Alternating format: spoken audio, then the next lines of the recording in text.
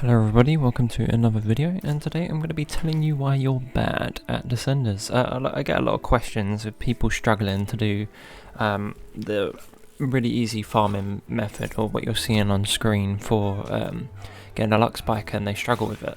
I mean, you do have to be somewhat good at the game to be able to get a Lux Bike properly, or actually just get a Lux Bike at all, to be honest, unless you're extremely lucky or you're in a dev stream where they, on a one-off, hand out some codes for it. Sometimes the codes aren't permanent, let me just get that across. So if they give one out and it gets used, that code no longer works. So there isn't a permanent code for a Lux Bike, it's a giveaway basically.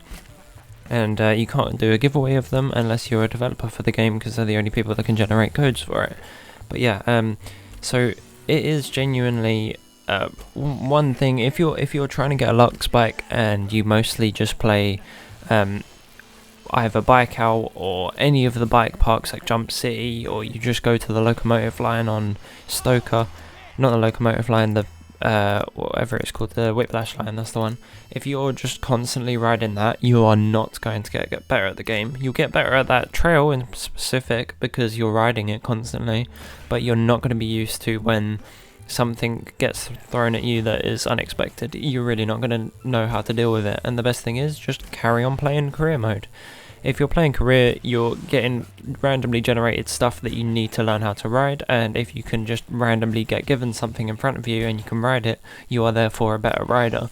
Doing all the flips and stuff isn't hard like what you see on screen. It is genuinely, oh, I've landed, time to do a bunny hop again, and then do a flip. If you're struggling with it, it's either because you're not using the weight transfer to get higher bunny hops, or you're just doing flips wrong. A lot of people do 360 front flips and back flips completely wrong because they're not used to doing them, and it is something that you just need to learn how to do.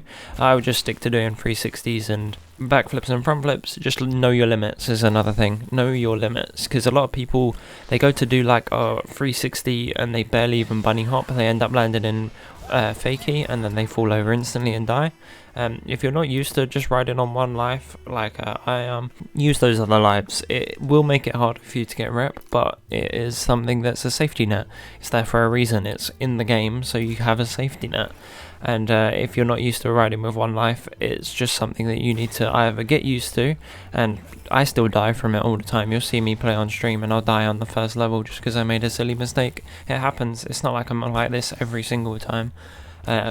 Granted, there was a point where I was like this every single time. It's easy to get 250k rep. I haven't played in ages just because it feels very tedious to me, and I get a bit bored of it, and it's just nice to come back to it after like a month or something with fresh gameplay, and it feels a lot nicer.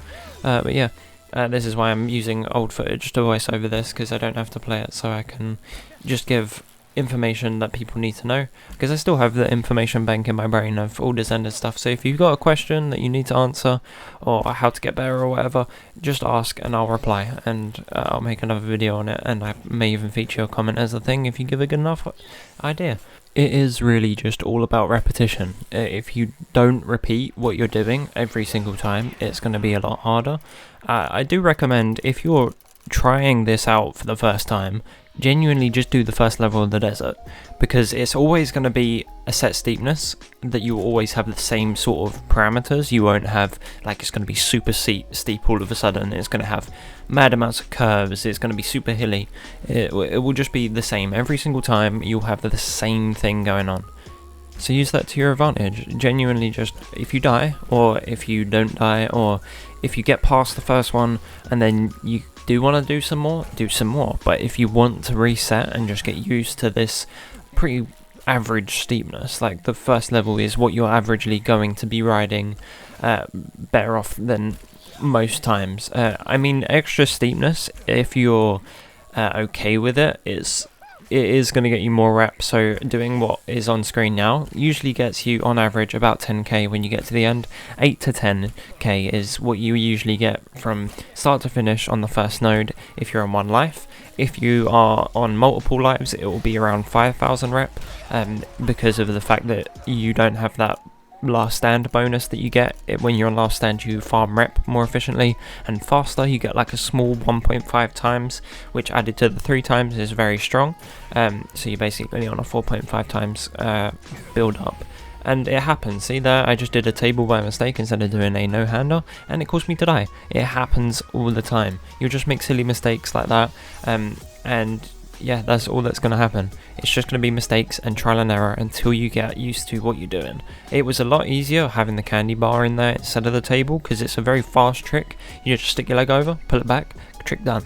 With a table, it's like, oh, I got to do the table, hold it in the table for a second and then come back, and it takes too long and it can get you killed more often than not. That's why I preferred the candy bar for rep farming. So a lot of the older footage is me being better because I don't have to do a table.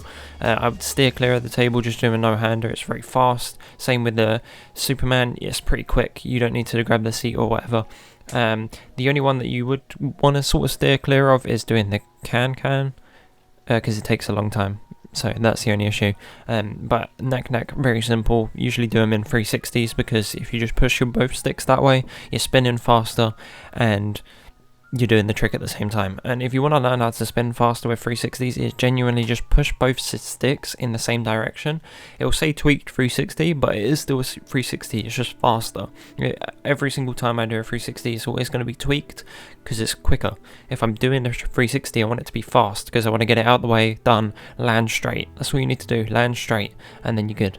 And you won't fall over, and you'll be fine. But yeah, I hope this all helped. This is just like a quick information dump of why you're not very good at Descenders and how you can get better. Basically, it's just a load of practice. There's a lot of people that play this game non-stop every day, but they only play the same thing of being in a bike park. And if you play the career mode and you want better items, I see people all the time on like TikTok and stuff, they're playing Descenders and they're using like mod.io gear, which is genuinely the one that you get given if you're just on PC, and they clearly don't do anything else in the game but just play the bike parks, which is kind of sad because the developers spent all this time creating this random generator that allows to build completely new levels each time you play, and they don't use it, which sucks. But yeah, play the career, it's pretty fun, and that's how you get items. But yeah, I think this is all information I have for today. I hope you enjoyed, and I'll see you a lot later. Goodbye.